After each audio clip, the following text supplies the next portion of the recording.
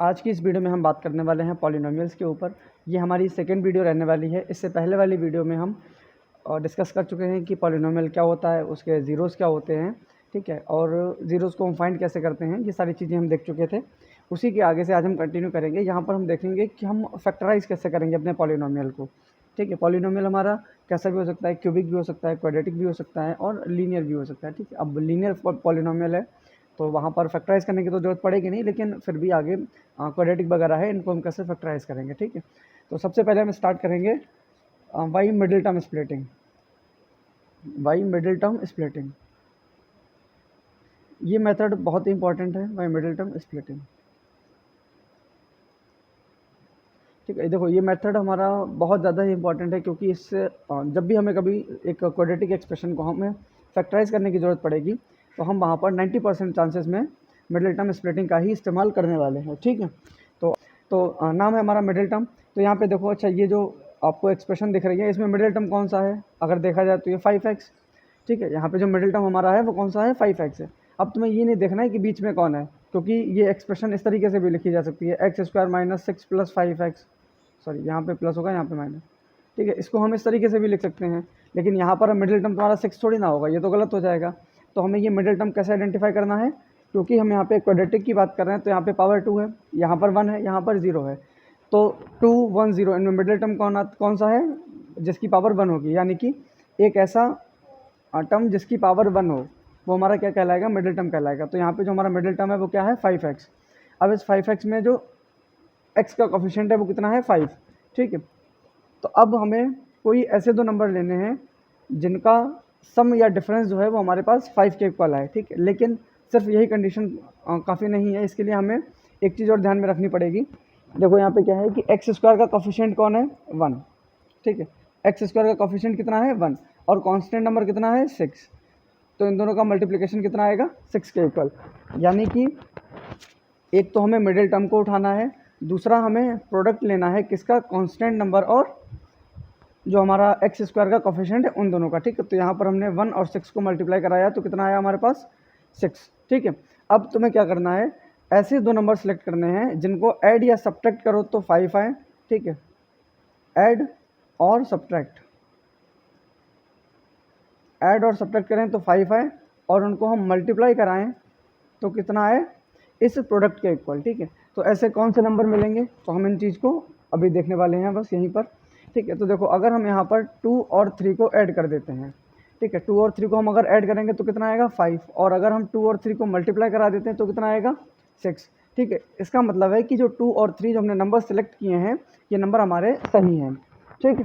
अब क्या करना है हमें? जो भी हमने 5 है, ठीक है, यहाँ पर एक्सप्रेशन में हमारा जो 5 है उसकी जगह पे हमें 2 और 3 से रिप्लेस कर देना है 5 को, 2 + 3 से, ठीक है। कैसे करेंगे? देखो यहाँ पर क्या था? एक्सप्रेशन x² - 5x + 6, ठीक है। तो 5 को हमने क्या लिया था? 2 + 3, ठीक है। जो 5 है हमारा, इसको हमने लिया था 2 + 3, और जो 6 था हमारा वो कितना था? 2 × 3, ठीक है। तो x² माइनस, कुछ नहीं करना है, बस 5 के प्लेस पे 2 + 3 रख दो, 2 + 3 x + 6, ठीक है। यहाँ पे कुछ भी एक्स्ट्रा नहीं किया हमने, बस 5 के प्लेस पे क्या किया? 2 + 3 रिप्लेस कर दिया। देखो ये चीज़, ये 5 है और ये 2 + 3 आ गया, ठीक है।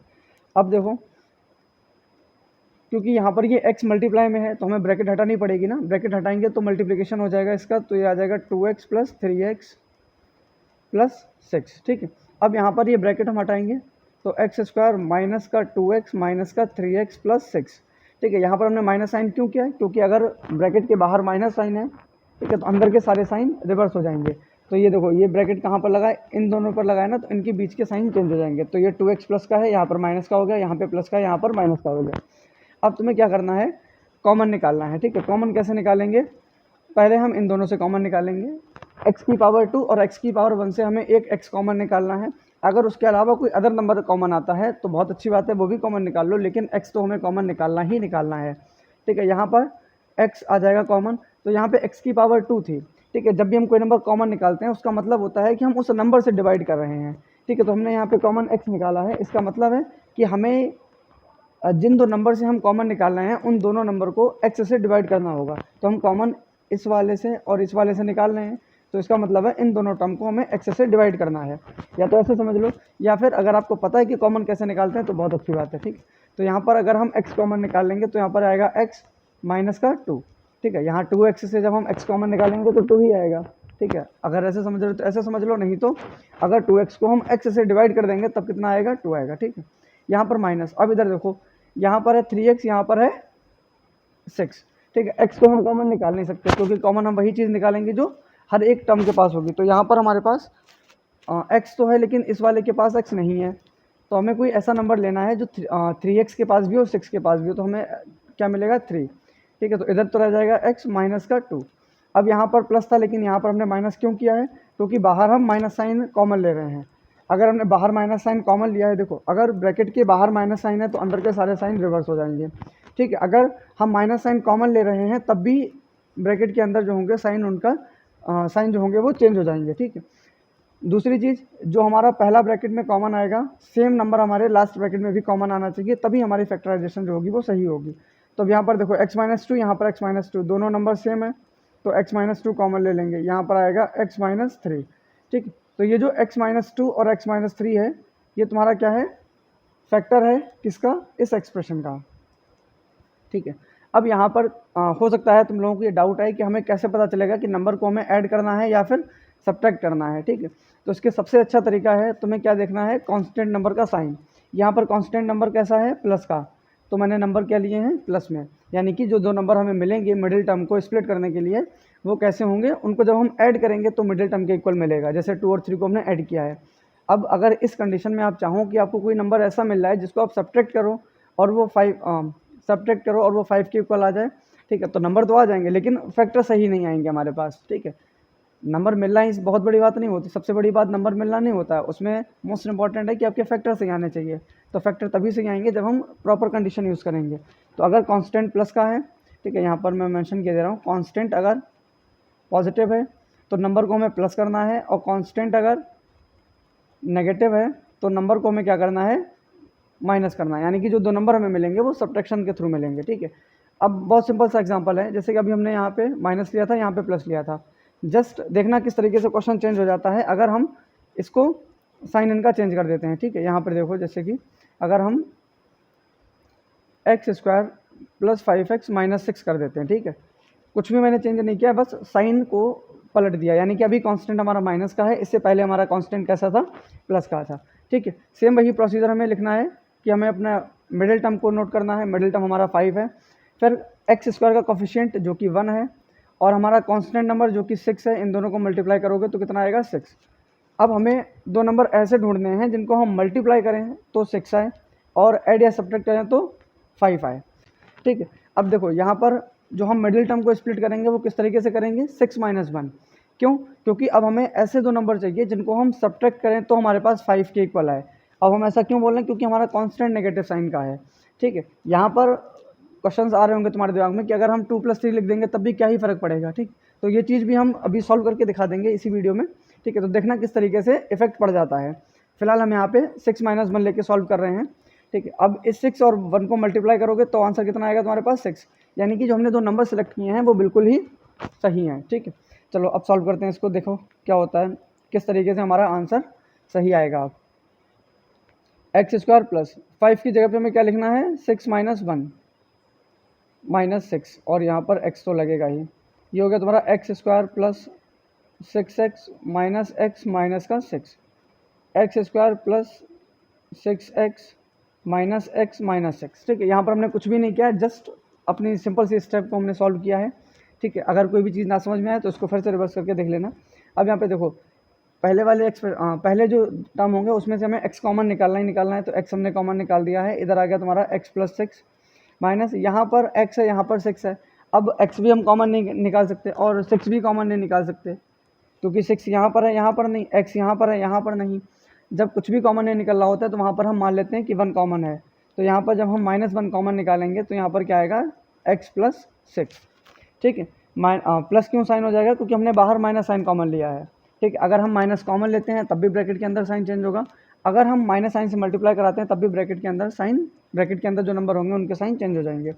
ठीक है, दूसरी चीज़, तुम्हारे फैक्टर सही है या नहीं कैसे पता करोगे, जो दोनों फैक्टर आए हैं ब्रैकेट में, जो वैल्यूज़ आई हैं वो सेम होनी चाहिए। x+6 दोनों बराबर हैं, it means our answer is right. Okay, so x+6 को अगर हम कॉमन ले लेंगे तो हमारे पास क्या बचेगा, x-1। क्यों? क्योंकि यहाँ पर x रह जाएगा और यहाँ पे -1 रह जाएगा, तो ये हमारा फाइनल आंसर हो जाएगा। अब ये तो तब था जब हमारा कांस्टेंट माइनस साइन का था, और हमने अपने जो चीज़ आपको बताई थी कि अगर कांस्टेंट माइनस है तो नंबर को हम माइनस करके ही लेंगे, ठीक है। अगर किसी को लग रहा हो कि हाँ ये गलत है, मतलब अगर हम 2 और 3 को लेके सॉल्व कर देंगे तब भी आंसर सही आ जाएगा, ठीक है, तो उसके लिए देख लो फिर। अभी हम क्या कर रहे हैं, यहाँ पर नेक्स्ट पेज ले लेते हैं। सेम क्वेश्चन है, x² + 5x - 6। बस इस बार हम थोड़े से अपने एजम्पशंस गलत तरीके से लेंगे। 5 है, इसको हम ले लेते हैं 2 + 3, और 6 है तो इसको हम ले लेंगे 2 × 3, ठीक है। 6 क्यों हमने लिया है, क्योंकि यहाँ पे कांस्टेंट 6 है और x² का कोफिशिएंट क्या है, 1 है, ठीक है। तो देखें, अब वैल्यू रख देते हैं हम यहाँ पे, x² + 5 की जगह पे क्या आएगा, 2 + 3, और यहाँ पर आ जाएगा -6, ठीक है, माइनस का 6। x² + 2x + 3x - 6, यहाँ से x कॉमन आएगा तो ये आ जाएगा तुम्हारा x + 2, यहाँ से हम 3 कॉमन ले लेंगे, ये आ जाएगा तुम्हारा x - 2। अब यहाँ पर देखो, हमने क्या बताया था कि फैक्टर तुम्हारे तब सही होंगे जब पहली वाली ब्रैकेट और दूसरी वाली ब्रैकेट की वैल्यू सेम होगी, लेकिन यहाँ पर माइनस आ रहा है, यहाँ पे प्लस आ रहा है, ठीक है। तो तुम x + 2 कॉमन तो ले नहीं सकते, क्योंकि ये दोनों के पास नहीं है, इधर है x + 2, इधर नहीं है, ठीक है। तो इसका मतलब है यहाँ पर ही तुम्हारा क्वेश्चन ही गलत हो जाता है, ठीक है। इससे क्या कंक्लूजन समझ में, क्या कंक्लूजन निकलता है कि अगर हमारा कांस्टेंट नेगेटिव है तो हमें नंबर वही लेने होंगे जिनका डिफरेंस करने के बाद हमें मिडिल टर्म मिले, ठीक है। अगर हम ऐड करने के बाद ले लेंगे, मतलब ऐड कर लेंगे उनको, तो हमारे पास ये चीज़ गलत हो जाएगी, आंसर हमारा गलत आ जाएगा, ठीक है। उम्मीद करते हैं समझ में आया होगा ये, ठीक है। अगर ये फैक्टराइजेशन आ गया है तो ये क्वाड्रेटिक के लिए था। जब भी हमारे पास कोई क्वाड्रेटिक एक्सप्रेशन आएगी तो हम उसको इसी तरीके से फैक्टराइज करेंगे। अब बात आती है कि अगर हमारे पास क्वाड्रेटिक के अलावा कोई क्वेश्चन आ जाता है, जैसे कि मान लो क्यूबिक पॉलिनोमियल आ गया हमारे पास, ठीक है, और अब उसे हमें फैक्टराइज करना है, तो हम उसको कैसे फैक्टराइज करेंगे, ठीक है। तो उसके लिए हमारे पास एक अच्छा तरीका है, और वो तरीका क्या है, फैक्टर थ्योरम, ठीक है। तरीका क्या है, फैक्टर थ्योरम। फैक्टर थ्योरम, इस फैक्टर थ्योरम का हम स्टेटमेंट बाद में समझेंगे, पहले हम ये देखेंगे कि ये काम कैसे करती है, यानी कि हमें इसका एग्जाम्पल देखना है, उसके बाद हमें ये बताना है, मतलब पहले हम एग्जाम्पल देखेंगे, उसके बाद इसका एक्सप्लेनेशन देखेंगे, ठीक है। तो देखो, सबसे पहले क्या है तुम्हारे पास यहाँ पर, ये क्वेश्चन है एनसीईआरटी का ही क्वेश्चन है हमारे पास, ठीक है। तो कोई ये क्वेश्चन हम उठा लेते हैं यहाँ से, जैसे कि मान लो अगर हम ये वाला क्वेश्चन ले लेते हैं, फर्स्ट वाला, ठीक है, x³ + x² + x + 1, ठीक है। तो एक सेकेंड, ठीक है, देखो x³ + x² + x + 1, ठीक है, ये हमारे पास क्या है, ये कोई पॉलिनोमियल px है हमारे पास, ठीक है। और तुम्हें ये बताना है कि इस पॉलिनोमियल px का फैक्टर जो है वो कितना है, x + 1, यही हमारा क्वेश्चन है, ठीक है। देखो, determine which of the following has x + 1 factor, यानी अच्छा सॉरी, यहाँ पे तुम्हें ये पता करना है कि क्या x + 1 इस पॉलिनोमियल का फैक्टर है कि नहीं है, ठीक है। तो कैसे चेक करेंगे, ठीक है। यहाँ पे देखो, ये x + 1 ये हमें चेक करना है कि फैक्टर है कि नहीं है, और किसका फैक्टर चेक करना है, इस पॉलिनोमियल px का, ठीक है। सबसे पहले तो ये देखो कि फैक्टर का मतलब क्या होता है, कि अगर हम किसी भी नंबर को उसके फैक्टर से डिवाइड करते हैं तो हमारे पास रिमाइंडर कितना आता है, 0। जैसे कि अगर हम मान लो 15 की बात करें, ठीक है, तो 5 और 3, ठीक, हम नंबर मान लेते हैं कोई 15 है, ठीक है। 15 के फैक्टर हमारे पास क्या है, 5 और 3, ठीक है।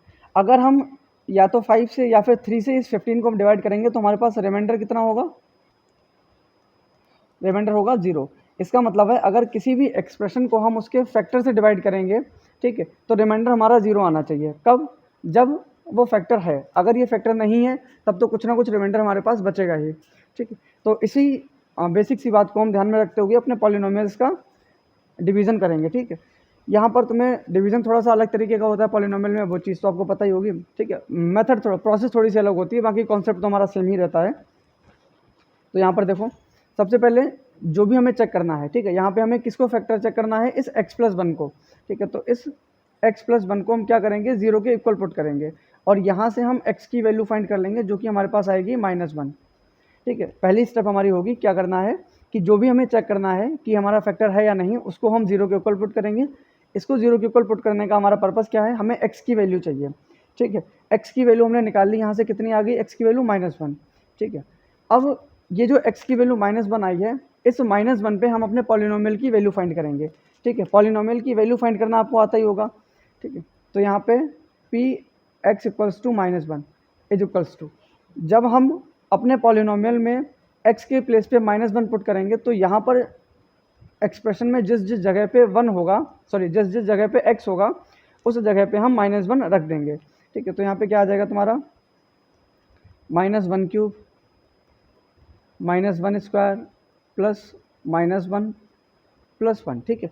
यहाँ पर हमने क्या किया है, सबसे पहले जो भी हमें फैक्टर चेक करना है उसको हमने 0 के इक्वल पुट किया, वहाँ से हमें x की कोई वैल्यू मिल गई, ठीक है। ये वाला, हाँ एक चीज़ ध्यान रखना, ये जो फैक्टर होगा तुम्हारा ये हमेशा लीनियर ही होगा, लीनियर मतलब 1 डिग्री वाला, ठीक है। तो यहाँ से हमें x की एक ही वैल्यू मिलेगी। अब जो भी हमें x की वैल्यू मिली है उस वैल्यू पे हम अपने पॉलिनोमियल की वैल्यू चेक कर लेंगे, ठीक है। जैसे कि यहाँ पे x इक्वल्स टू -1 आया, तो इस -1 पे हम ये देखेंगे कि ये px जो है वो किसके बराबर है, तो वही चीज़ हमने यहाँ पे लिखी है px इक्वल्स टू -1, ठीक है। जब हम x की प्लेस पे -1 रख रहे हैं इस पॉलिनोमियल में, तो यहाँ पर जो एक्सप्रेशन है हमारी, इसमें x की जगह पर हम -1 रख देंगे एज इट इज़, ठीक है।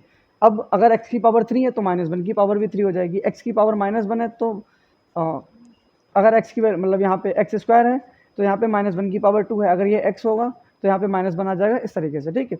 अब इसको हम सॉल्व कर लेंगे, तो -1 का क्यूब कितना होगा, -1 प्लस -1 का स्क्वायर 1, ये -1 हो जाएगा, ये तुम्हारा +1 हो जाएगा। अब यहाँ पर देखो ये -1 ये +1 0, ये -1 ये +1 0, तो टोटल हमारे पास आंसर कितना आया 0। इसका मतलब है कि p -1 जो है वो किसके इक्वल है, 0 के इक्वल, ठीक है। p -1 किसके इक्वल है, 0 के इक्वल, p -1 0 के इक्वल है। इसका मतलब है कि इस एक्सप्रेशन को जब हम x + 1 से डिवाइड करते हैं तो हमारा रिमाइंडर कितना है, 0, ठीक है। फिर से सुन लो कि अगर इस वाली वैल्यू पे x की वैल्यू जो कि -1 के इक्वल है, अगर हमारा पॉलिनोमियल 0 आ रहा है, इसका मतलब है कि x + 1 जो है हमारा px को कम्प्लीटली डिवाइड करता है, हमारा रिमाइंडर कितना आ रहा है, 0 आ रहा है, ठीक है। या तो ऐसे बोलो या फिर ऐसे बोलो कि अगर x + 1 तुम्हारा जो है ये फैक्टर है इस पॉलिनोमियल px का, ठीक है।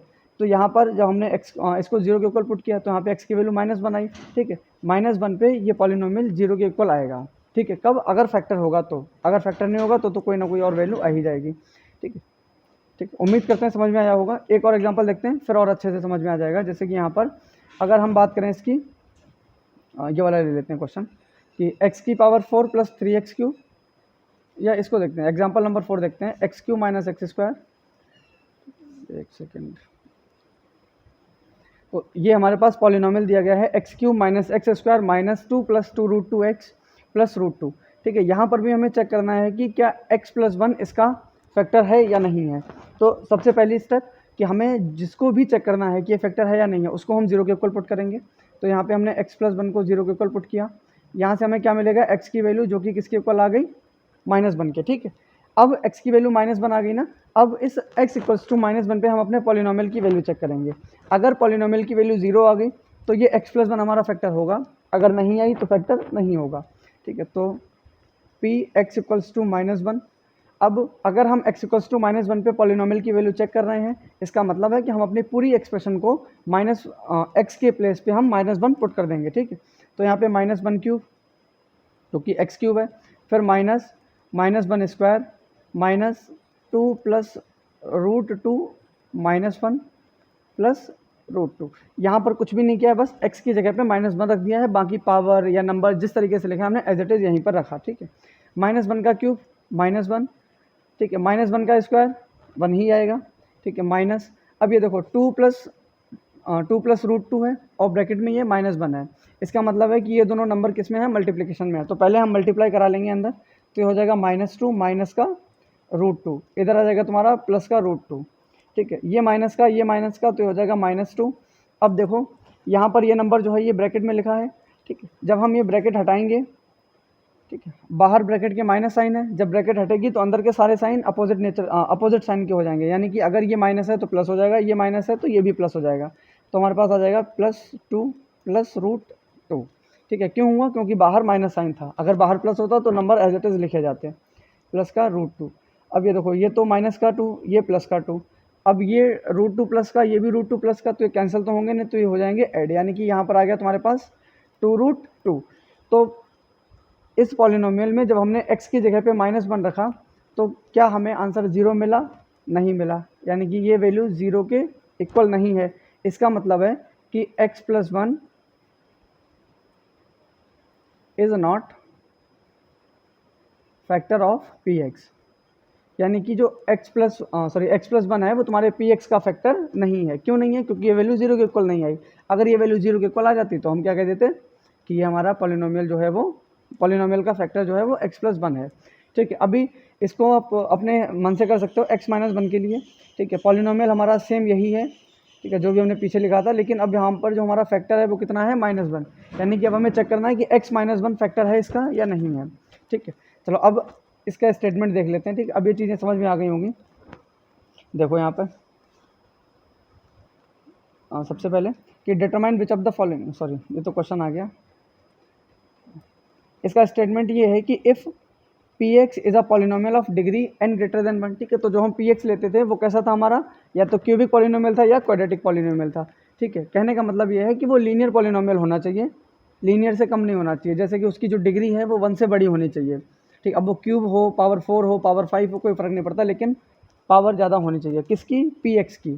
ठीक है, and a is any real number, और a तुम्हारा क्या है? कोई एक रियल नंबर है। ठीक है, तो x - 1 is a factor of px if pa is equals to 0। ठीक है, जो चीज़ हमने तुम्हें क्वेश्चन करके बताई थी वो चीज़ यहाँ पे इन्होंने स्टेटमेंट में लिखी है। इन्हें क्या चेक करना है? x - 1 को, कि x - 1 इस px का फैक्टर है कि नहीं है। तो इन्होंने क्या किया? सबसे पहले x - a को 0 के इक्वल रखा, फिर यहाँ से इन्होंने x की वैल्यू निकाली जो कि किसके इक्वल आई? a के इक्वल आई है। ठीक है, हमने भी ये किया था कि जो हमें चेक करना था कि ये फैक्टर है कि नहीं है, तो उसको हमने 0 के इक्वल रखा था, वहाँ से हमने x की वैल्यू निकाली थी, फिर जो भी x की वैल्यू आई थी उस वैल्यू को हमने क्या किया था? पॉलिनोमियल में रखा था। ठीक है, यानी कि px = -1 किया था ना, तो यहाँ पे -1 की जगह पे क्या है? a है हमारे पास, तो हमने क्या लिखा है? px = a। ठीक है, सीधे शब्दों में हम अगर बोलें तो हमने पॉइंट a पर, ठीक है, x = a पे अपने पॉलिनोमियल की वैल्यू चेक करी थी। ठीक है, तो ये pa जो इन्होंने यहाँ पर लिखा है pa, इसका मतलब भी वही है कि value of polynomial 8 point a, अगर ये 0 के इक्वल आ जाता है, ठीक है, तो x - 1 तुम्हारा, x - a तुम्हारा क्या है? फैक्टर है। हमने भी ये चीज़ बताई थी, पर वो क्वेश्चन के थ्रू बताई थी कि हम x, जो भी हमारा, जिसको भी हमें चेक करना है कि फैक्टर है कि नहीं है, उसको हम 0 के इक्वल रखेंगे। उसके बाद जो भी x की वैल्यू आएगी उस वैल्यू पे हम पॉलिनोमियल की वैल्यू फाइंड करेंगे। ठीक है, और अगर वो वैल्यू 0 के इक्वल आ जाती है तो वो फैक्टर होगा, नहीं आती है तो नहीं होगा। ठीक है, वही चीज़ यहाँ पर कर रहे हैं कि x - a हमें चेक करना है फैक्टर है कि नहीं है। ठीक, इसको हमने 0 के इक्वल रखा, यहाँ से x की वैल्यू निकाली, फिर इस वैल्यू पे हमने अपने पॉलिनोमियल की वैल्यू चेक की, अगर वो वैल्यू भी 0 के इक्वल आ गई तो वो हमारा पॉलिनोमियल होगा, अगर नहीं आई तो नहीं होगा। दूसरे शब्दों में हम इसी चीज़ को ऐसे बोल सकते हैं कि अगर किसी एक पॉइंट पे हमारी वैल्यू 0 आ रही है, ठीक है, अगर कोई मान लो पॉइंट ए है तुम्हारे पास, यहाँ पर एक सेकेंड, ठीक है, हाँ, जैसे कि अगर मान लो तुम्हारे पास कोई पॉइंट है x = a, ठीक है, अगर x = a पे किसी भी पॉलिनोमियल की वैल्यू 0 के इक्वल आ जाती है, ठीक है, जैसे कि x = a पे अगर कोई हमारा पॉलिनोमियल 0 के इक्वल आ जाता है, तो इसका मतलब क्या है कि x - a जो होगा वो हमारा फैक्टर होगा उस पॉलिनोमियल px का। ठीक है, ये हमारे फैक्टर थ्योरम का दूसरा स्टेटमेंट है। दोनों तरीके से हम इसे पढ़ सकते हैं। ठीक है, जो चीज़ हमने अभी बताई है तुम्हें, ये वाली, इस पर भी एक क्वेश्चन देख लेते हैं। तो ये रहा हमारे पास क्वेश्चन, कहाँ गया? तो अभी हमारे पास ये क्वेश्चन है कि find the value of k if x - 1 is a factor of 4x³ + 3x² - 4x + k। ठीक है, तो क्वेश्चन देख के आपने पता ही कर लिया होगा कि हमारा पॉलिनोमियल कौन सा है और फैक्टर कौन सा है। ठीक है, जो अभी जस्ट हमने इससे पहले भी डिस्कस किया था हमने फैक्टर थ्योरम का दूसरा वाला केस, कि अगर जैसे कि कहाँ पर था, ये देखो यहाँ पर, कि अगर कोई x की वैल्यू हमारे पास a के इक्वल है और उस पर हमारा पॉलिनोमियल 0 आ जाता है, तो x - a हमारा जो है वो फैक्टर होगा। ठीक है, तो इसी पर बेस्ड ये वाला एग्जांपल है कि यहाँ पर हमें k की वैल्यू बतानी है अगर x - 1 तुम्हारा फैक्टर है, मतलब x - 1 जो है आपका फैक्टर है। ठीक है, तो देखो सबसे पहले हम अपना पॉलिनोमियल लिख लेंगे कि px = 4x³ + 3x² - 4x + k। ठीक है, ये k है तुम्हारा, x है, x वगैरह मत समझ लेना इसको। ठीक है, अब हमें पता है कि x - 1 जो है हमारा वो फैक्टर है, x - 1 is factor, of P x, x minus one P x का फैक्टर है, ठीक है। अगर यहाँ पर तुम डायरेक्ट समझ जाते हो कि तुम्हें किस पॉइंट पे वैल्यू चेक करनी है, तब तो बहुत अच्छी बात है। अगर नहीं समझ पाते हो तो क्या करो, जो भी फैक्टर है उसको जीरो के इक्वल पुट कर दो, ठीक है। एक्स माइनस वन है, इसको हमने जीरो के इक्वल पुट किया, तो यहाँ से एक्स की वैल्यू हमें कितनी मिल गई, वन। इसका मतलब है कि अगर हम पी एक्स की वैल्यू वन पर चेक करेंगे तो वो जीरो के इक्वल आनी चाहिए, ठीक है। इसमें ये वाली कंडीशन नहीं लगेगी कि आ रही है कि नहीं आ रही, यहाँ पर आनी ही चाहिए। क्यों? क्योंकि एक्स माइनस वन फैक्टर है, ये क्वेश्चन ने बोला है कि x माइनस वन फैक्टर है। x माइनस वन फैक्टर है, इसका मतलब है कि अगर हम x की जगह पर वन रखेंगे तो ये px पूरा का पूरा जीरो हो जाएगा, ठीक है। तो p1 is equals to zero, ठीक है। यहाँ पर ऐसे लिखोगे, since x minus one is a factor of px therefore p1 is equals to zero, ठीक है। अब p1 इक्वल्स टू जीरो, इसका मतलब है कि हमें अपने पॉलिनोमियल में x को वन से रिप्लेस कर देना है। तो यहाँ पे 4 1 cube plus 3 1 square minus 4 1 plus के, और ये वैल्यू किसके इक्वल होनी चाहिए, जीरो के, ठीक है। अब इसको सॉल्व कर लेते हैं आगे। तो देखो 4 क्या आया था, 1 क्यूब प्लस 3 1 स्क्वायर, और एक लास्ट और बचा है माइनस 4 प्लस के, ठीक है। माइनस 4 इंटू वन प्लस के, ये वैल्यू जीरो के इक्वल थी, ठीक है। अब 1 क्यूब कितना हो जाएगा, 1, ठीक है। 3 1 का स्क्वायर कितना हो जाएगा, 3, सॉरी 1 का स्क्वायर हो जाएगा 1, और 3 से मल्टीप्लाई करोगे तो 3 आ जाएगा।